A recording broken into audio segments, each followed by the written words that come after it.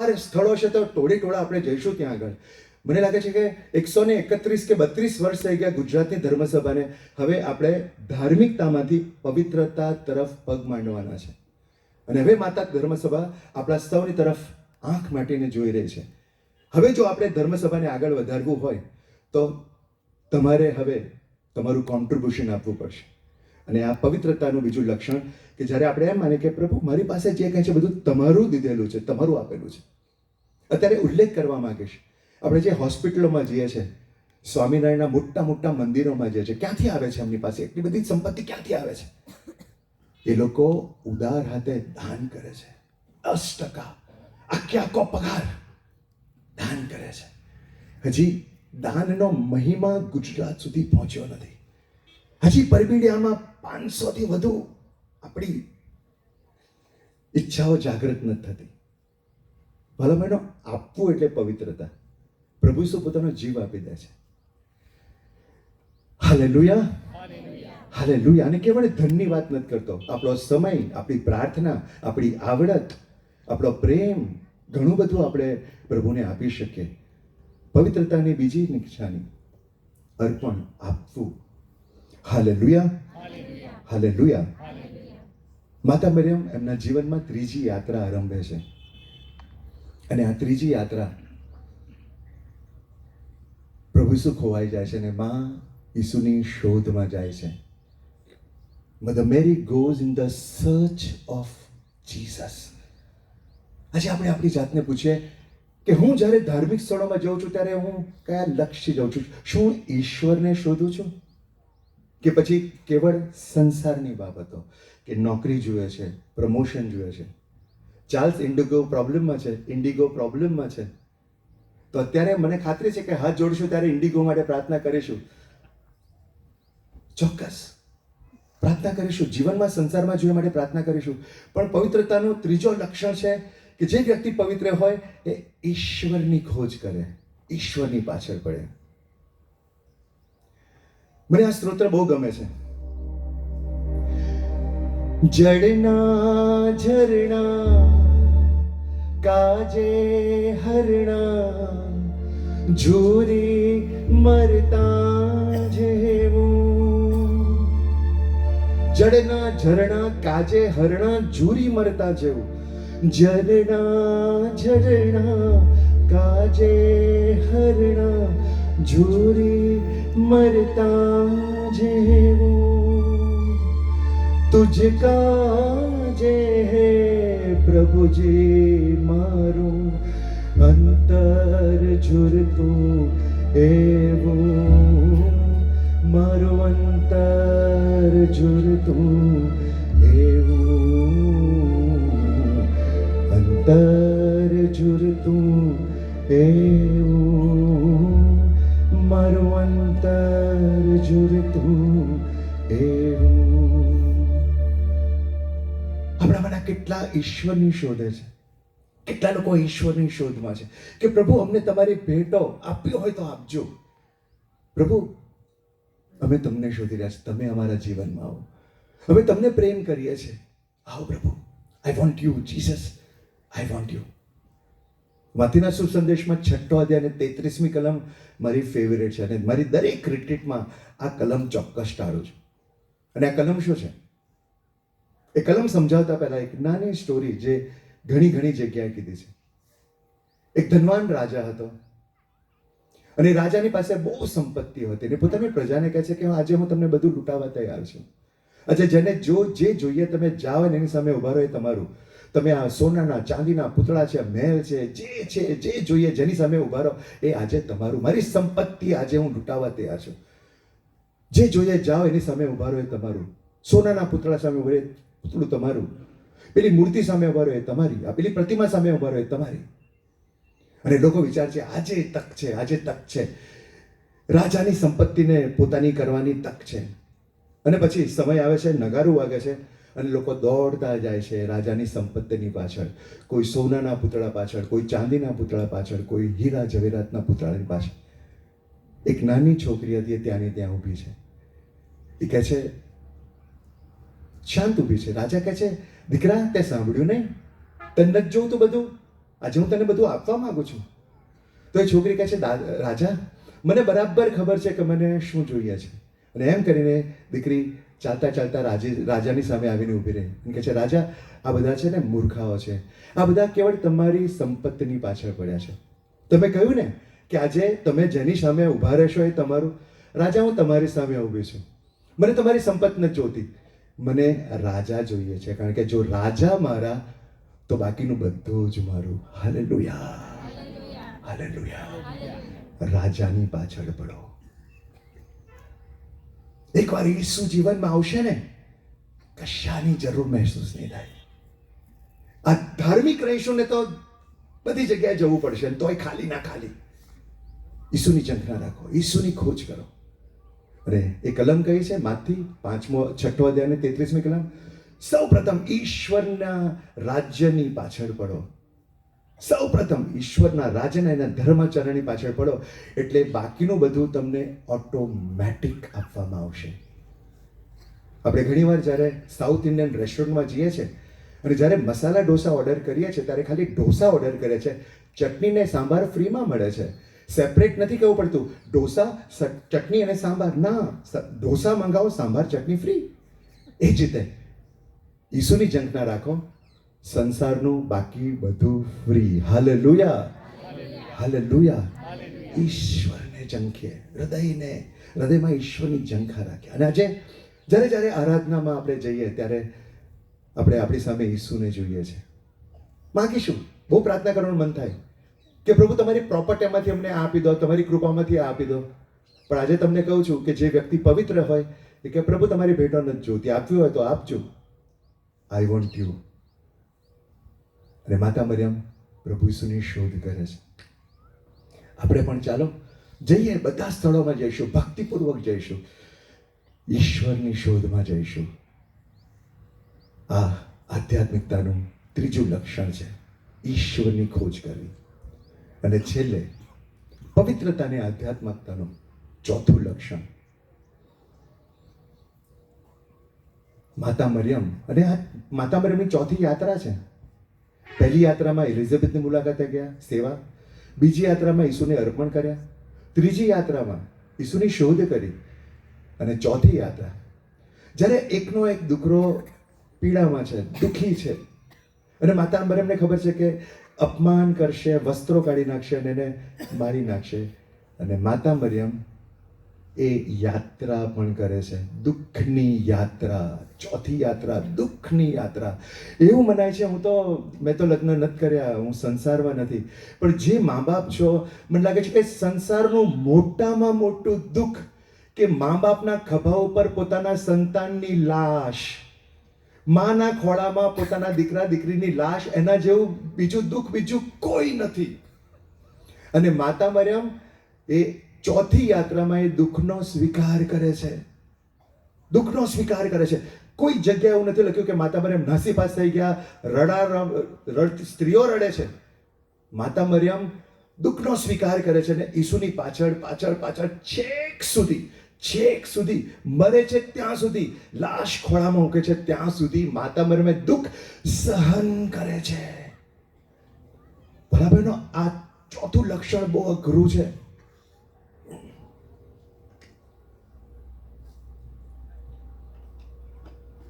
આપણે માતા મરિયમના પવિત્ર સ્થળે આવે છે, ગૌદુલુપેના માતા મરિયમ, અને આવા અનેક સ્થળોમાં જઈશું. પવિત્રતા એટલે ક્રોસ, યાદ રાખજો. પવિત્રતા એટલે ક્રોસ. અને આપણા આર્ચ બિશપે પોતે પ્રાર્થનામાં કહ્યું કે પ્રભુ ઈસુ એમના શિષ્યોને કહે છે, અને પેલી સુંદર પ્રતિમા પ્રભુ ઈસુ ક્રોસ લે છે, પડી ગયા છે.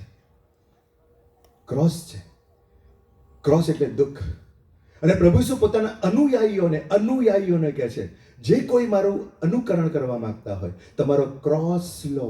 અને વાલાભાઈનો મને એવું લાગે છે કે ક્રોસ આપણને ગમતો જ નથી. સહેજ જીવનમાં દુઃખ આવ્યું કે લઈ લે પ્રભુ, લઈ લે, માનતા અને બાધાઓ રાખવાનું શરૂ કર્યું છે. ક્રોસ લઈ લે. ઈસુને પ્રેમ કરીએ છે, ક્રોસને નહીં. અને પ્રભુ કહે છે તમારો ક્રોસ લઈને મારી પાછળ આવો. બરાબરનો દુઃખ સ્વીકારવું એ આધ્યાત્મિકતાનું ઉચ્ચ લક્ષણ છે. જીવનમાં આવતા દુઃખને, જીવનમાં આવતા ક્રોસને સ્વીકારવો. બાળકો નથી, ક્રોસ છે, સ્વીકારો. પ્રભુ તમારી ઈચ્છા નથી, હું સ્વીકારું છું. નોકરી મારી નાની છે, ટૂંકી છે, પ્રભુ હું સ્વીકારું છું, આ ક્રોસને સ્વીકારું છું. બીમારી આવી પડી છે, પ્રભુ આ ક્રોસને સ્વીકારું છું, હું ખુશીથી એને ઉચકીને તારી પાછળ પાછળ આવીશ. દુઃખનો સ્વીકાર કરવો. અને ચોથી માતા મરિયમની યાત્રામાં માતા મરિયમ તમને ને મને શીખવે છે કે દુઃખને સહન કરતા શીખજો. અને બરાબરનો ફરી એકવાર કહું છું, પ્રભુ ઈસુની સાક્ષીમાં, એમની હાજરીમાં, જેટલા પવિત્ર બનીશું એટલા દુઃખ વધારે પડશે. મને બાઇબલની એક કલમ બતાવો જ્યાં પ્રભુ ઈસુ એમ કહે છે, જો તમે મને અનુસરશો તો તમારા જીવનમાં લીલા લહેર. અને હું તમને 10 કલમો બતાવું જ્યાં પ્રભુ ઈસુ કહે છે કે સંસારમાં તો તમારે ભીંસા જ વેઠવી પડશે, અને તમે મારા શિષ્યો છો ને એટલે દુઃખ તો આવશે જ, દુઃખ આવશે જ. પણ આ આધ્યાત્મિકતાનું ઉચ્ચ લક્ષણ છે. એક સંતો જોઈ લો, બલકે પ્રભુ ઈસુના શિષ્યો જોઈ લો. પ્રભુના શિષ્યો તો કેટલા ક્લોઝ હતા, કેટલા નજીક હતા ઈસુની. અને યોહાન અને યહુદાએ આત્મહત્યા કરી, અને યોહાન વૃદ્ધાવસ્થામાં મૃત્યુ પામે છે. બાકીના 10 શિષ્યોના કરપીણ મૃત્યુ થયા, શહીદ થઈ ગયા. અને ત્યારબાદ 300 વર્ષ, પહેલા 300 વર્ષ શહીદી, લોહી વવડાયું છે, લોહી. ઈસુના શિષ્યો તે વખતે બંગલા નહોતા બાંધતા. અત્યારે જ્યારે હું તમારા ઘરમાં આવું છું ત્યારે તમે આવા શબ્દો વાપરો છો, ફાધર પ્રભુની બહુ કૃપા થઈ, બહુ મોટો બંગલો મળ્યો, ફાધર પ્રભુની બહુ મોટી કૃપા કરી, જોબ, વિઝા મળી ગયા, મારો દીકરો અમેરિકા ગયો. કદાચ હશે પ્રભુની કૃપા, હશે. તો એનો અર્થ કે ગરીબો અને જે દુઃખી છે એ કૃપામાં નથી. તમને ખબર છે, જીવનમાં જે ક્રોસ છે ને એ પ્રભુની મોટામાં મોટી કૃપા છે આપણા જીવનમાં. વગાડો, તાળી પાડવી હોય તો વગાડો. તમે એકલા આમ કરો છો જે લોકો બાઇબલના વચનો સંભળો છો. જીવનમાં દુઃખ જે પડે છે એનો સ્વીકાર કરો. અને કઈ રીતે સ્વીકારવાના? પ્રભુ, હું આને લાયક છું, આઈ ડિઝર્વ ધીસ. હું પાપી છું, હું લાયક છું. પેલા ચોરને પણ આર્ચ બિશપે યાદ કર્યો. પેલો ચોર સ્વર્ગમાં છે. ખબર છે સ્વર્ગમાં કેમ છે? કારણ કે બીજો ચોર હતો એ એમ કે છે કે ઈસુ અમને બચાવો, એને ખાલી બચવું છે, બસ. નમ્રતા નથી, બચવું છે, અમને બચાવો. જેમ આપણામાંના ઘણા બધા, પ્રભુ મને આ આપી દે, મને આ આપી દે, મને આ પ્રોબ્લેમમાંથી બહાર કાઢ, બસ. જ્યારે બીજો ચોર છે નમ્ર બને છે, કે છે એ આપણે જે ભોગવીએ છે ને આપણે એને લાયક છે. ભલો બહેનો, જે દુઃખનો અનુભવ અત્યારે આપણે કરીએ છીએ ને, નમ્રતા એટલે એનો સ્વીકારવો. Yes, I deserve this. આ જે છે એને હું ડિઝર્વ કરું છું. અને ભલા બહેનો, એ પવિત્રતાનું મોટામાં મોટી નિશાની છે. 300 વર્ષ સુધી શહીદો, અને આ બધા જ શહીદો જે લોહી વેવડાવે છે, એટલી ખરાબ રીતે એમનું મૃત્યુ થયું છે કે આજે માતા ધર્મસભા જ્યારે શહીદોનો પર્વ ઉજવે છે ત્યારે લાલ કલરના વસ્ત્રો હોય છે, લાલ કલરના વસ્ત્રો પરિધાન કરે છે. અને આજે આપણા બિશપ, અહીંયા આર્ચ બિશપ છે, એમને હું ટાંકીશ. બિશપ મને વર્ષો પહેલા કહેતા હતા, જ્યારે અમે બેઠા હતા ત્યારે કહેતા કે ધર્મસભામાં જે વેગ જોઈએ છે એ વેગ મળ્યો નથી. જ્યાં સુધી પાછી શહીદી વહોરવાનો સમય નહીં આવે ને, લોહી વેવડાવવાનો સમય નહીં આવે ને, ત્યાં સુધી શ્રદ્ધા જાગૃત નહીં થાય. અને જે પહેલા 300 વર્ષમાં જે શ્રદ્ધા જાગૃત થઈ છે એવી શ્રદ્ધા માતા ધર્મસભાએ ક્યારેય અનુભવી નથી. કદાચ એ સમય પાછો આવશે અને આપણે તૈયાર રહેવાનું છે શહીદી માટે. અત્યારે આપણે ધાર્મિકતાના જ મોડમાં છે, ધાર્મિક મોડ. યાત્રા, 14 ધામની યાત્રા, 14 કૃષ્ણ માર્ગની યાત્રાઓ, વેરી ગુડ, કરજો. ધાર્મિકતા, અને ધાર્મિકતા કહેવાય. પ્રવાસ કરવો ધાર્મિકતા કહેવાય. પણ પવિત્ર બનવાનું છે આપણે. ધાર્મિક બન્યા પછી પવિત્ર. પવિત્રતા પહેલાનું ચરણ છે ધાર્મિકતા. ધાર્મિકતા એ ખોટી નથી, ગુડ. આપણે થિયેટરમાં તો નથી જતા ને, આપણે દારૂ પીવા તો નથી જતા ને, આપણે ચર્ચમાં આવીએ છીએ, પવિત્ર સ્થળમાં આવીએ છીએ, વેરી ગુડ, કરતા રહીશું. પણ સભાન બનીએ કે આને ધાર્મિકતા કહેવાય. મારે હજી નેક્સ્ટ લેવલ ઉપર પહોંચવાનું છે. અને જે નેક્સ્ટ લેવલ છે એ છે પવિત્રતા, હોલીનેસ, જે આપણા બધાનું લક્ષ્ય છે. બધાનું લક્ષ્ય પવિત્ર બનો, કારણ હું પવિત્ર છું. એટલે ભલા બહેનો, જે ઉચ્ચ કોટીનું ની પવિત્રતા છે એ છે કે દુઃખમાં પણ પ્રભુની સાથે છે, દુઃખને સહન કરે છે. મને તક લાગતું કે માતા મરિયમને ક્યારે શાંતિ વળી હોય. માતા મરિયમ ઈસુની સાથે હતા. ઈસુ મરી ગયા પછી માતા મરિયમે ધર્મ છોડી નથી દીધો. મેં એવા ઘણા બધાને જોયા છે કે કોઈક ધર્મસભા, કોઈ ચર્ચમાં કોઈ ખરાબ કડવો અનુભવ થયો, કોઈ પુરોહિત સાથે કે છે ખરાબ અનુભવ થયો અને ચર્ચમાં આવવાનું બંધ કરી દે, અથવા સ્થળ બદલી નાખે, ચર્ચનું સ્થળ બદલી નાખે. સહેજ દુઃખ પડ્યું, સહેજ અપમાન થયું, સ્થળ બદલી નાખ્યું, ભગવાન બદલી નાખ્યા. માતા મરિયમ યહૂદીઓ મારી નાખે છે, ઈસુ મરી ગયા છે, પણ માતા મરિયમ ધર્મસભાની સાથે છે. બલકે માતા મરિયમ શિષ્યોની સાથે છે. માતા મરિયમ એમ નથી કહેતા એ તમારી લીધે મારો છોકરો મરી ગયો, તમે પાછળ પડ્યા હતા એટલે છોકરો મરી ગયો. માતા મરિયમ શિષ્યોની સાથે પણ છે, અને પેન્ટેકોસ્ટ વખતે પણ માતા મરિયમ શિષ્યોની સાથે છે. અને ત્યાં માતા મરિયમ માતા ધર્મસભાના જન્મ દિવસે, જે દિવસે માતા ધર્મસભાનો જન્મ થાય છે, પેન્ટેકોસ્ટનો પર્વ, ત્યાં માતા મરિયમ હાજર છે. અને એટલું જ નહીં, હજી સુધી માતા મરિયમ આપણી સાથે જ છે, તમને ને મને ઈસુ તરફ લઈ જવા, પવિત્રતાને માર્ગને આગળ વધારવા. આજે જ્યારે ગૌદરૂપે માતા મરિયમના ભવ્ય પવિત્ર ધામે આવ્યા છે, ત્યારે આ આરાધના સમયમાં પ્રભુ ઈસુની હાજરીમાં પ્રભુ જે મને પ્રેરણા આપે છે એ આધારે આપણે સૌ આજે સભાન બનીએ કે અમારે પવિત્ર બનવાનું છે. અમારે પવિત્ર બનવાનું છે. અમારા બધાના જીવનનું લક્ષ્ય છે પવિત્રતા. અને આ જીવનમાં આપણે એકલા નથી. ઇમાન્યુઅલ, થોડા સમય પછી આપણે, થોડા અઠવાડિયા પછી આપણે નાતાલનો પર્વ ઉજવીશું. અને નાતાલ એટલે ઇમાન્યુએલ. ઇમાન્યુએલનો અર્થ થાય મારો પ્રભુ મારી સાથે છે, ઈસુ મારી સાથે છે. અને જો મારો ઈસુ મારી સાથે હોય તો મારે સંસારની ચિંતા કરવાની નથી.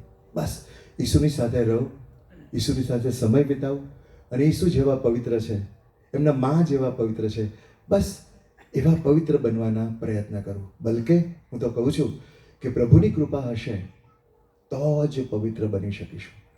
આજે આરાધનાની છેલ્લી 3 કે 4 મિનિટ બાકી છે. ચાલો આપણે બધા ટટ્ટાર બેસી જઈએ, પ્રભુની સામે આપણે અત્યારે નજર નાખીએ. આજે પ્રભુ આપણને સૌને જોઈ રહ્યા છે.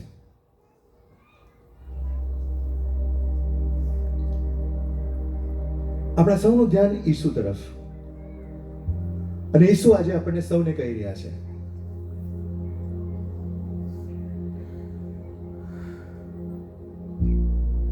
કે હું તો તમારી સાથે છું જ, તમે મારી સાથે છો. મેં તમને વચન આપ્યું છે, માથી 28મા અધ્યાય અને 20મી કલમ, યુગના અંત સુધી હું સદા તમારી સાથે છું.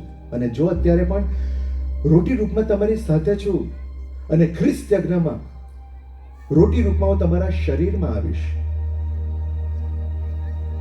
તમે મારી સાથે છો. આજે મારા પુરોહિત દ્વારા, મારા પુરોહિત પૈગંબર દ્વારા તમે મારા વચનો સાંભળ્યા. હું પવિત્રતા ઈચ્છું છું તમારી પાસે. મારા મા જેવા પવિત્રતા તેવા પવિત્ર બનો. તમારો ક્રોસ લઈ મારી પાછળ આવો. પ્રેમાળ બનો, નમ્ર બનો. જે કંઈ છે બધું અર્પણ કરી દો. બધું જ મારા પિતા તરફથી મળ્યું છે. મારી પાછળ પડો.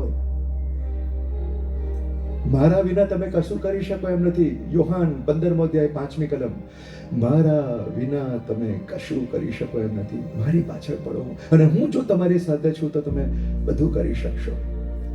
જે મારી સાથે છે એ પવિત્ર છે. અને આ સંસારમાં તો દુઃખ પડવાના જ. હું તમને અનંત જીવન તરફ લઈ જવા આવ્યો છું. સંસારમાં છો ત્યાં સુધી દુઃખ પડવાના. સહન કરજો, જે મેં સહન કર્યું, જે મારા શિષ્યોએ સહન કર્યું, મારી માએ સહન કર્યું, એમ સહન કરતા શીખજો. કૃપા માંગજો, પ્રભુ કૃપા આપશે, ભરપૂર કૃપા આપશે.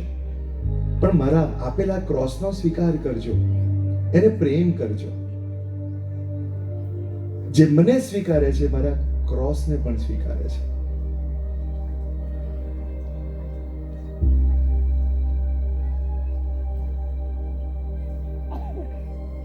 બરાબર 9:55 થઈને મને આટલો સમય આપવામાં આવ્યો હતો કે 10 વાગવામાં 5 મિનિટ રહે ત્યારે આરાધના ની પૂર્ણાહુતિ કરવાની છે અને છેલ્લા આશીર્વાદની તૈયારી કરવાની છે. તો હવે હું વિનંતી કરું કે આપણે પ્રભુ ઈસુના છેલ્લા આશીર્વાદની તૈયારી કરીને આપણું ધ્યાન ઈસુમાં ચોંટાયેલું રાખીએ.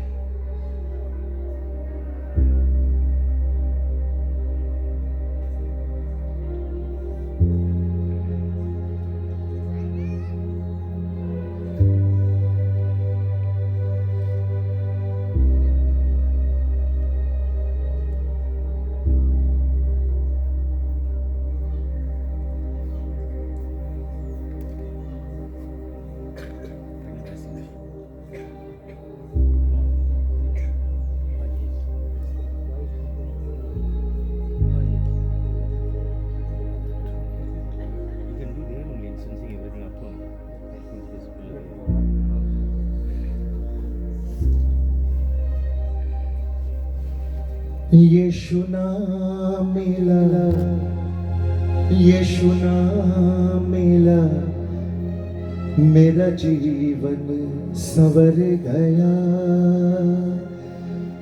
मेरा जीवन संवर गया. ओ यीशु नाम मिला, यीशु नाम मिला, मेरा जीवन बदल गया, मेरा जीवन बदल गया. हो यीशु नाम मिला, यीशु नाम मिला, मेरा जीवन संवर गया, मेरा जीवन संवर गया.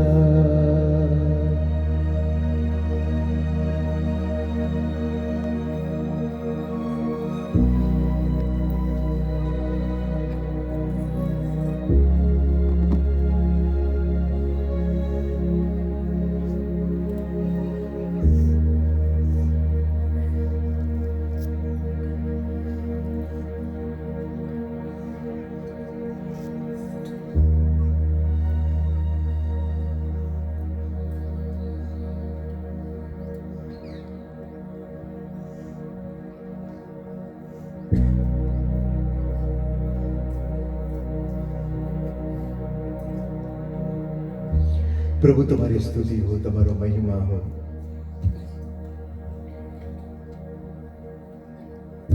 કેટલો પ્રેમ તમારો કે તમે આ પાવન સંસ્કારમાં તમારી જાતને સમાવી દીધી અને હજી તમે અમારી સાથે છો. બસ અમારી સાથે રહેજો.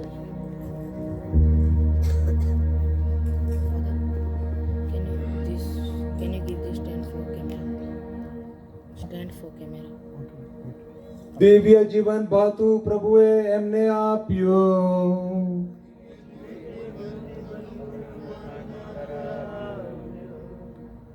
પ્રાર્થના કરીએ. હે પ્રભુ ઈસુ, તમારા અમર બલિદાનના આ સનાતન સ્મારકને અમારા કોટી પ્રણામ હો. તેમાં અમારે ખાતર તમે જાતે ચણાયા છો. તેમાંથી તમારો અઢળક પ્રેમ હર ઘડી અમારા ઉપર ઉભરાયા કરે છે. અમારી અરજ સ્વીકારો. તમારા દેહ ને રુધિરના આ સંસ્કારની અમે ભક્તિથી આરાધના કરીએ ને અમારા જીવનમાં એની અલૌકિક શક્તિનો અનુભવ કરી કૃતાર્થ થઈએ. તમને અમારી આ પ્રાર્થના છે. તમે પિતા અને પવિત્ર આત્માની સાથે સાક્ષાત પરમેશ્વર છો, સર્વના જીવનદાતા છો.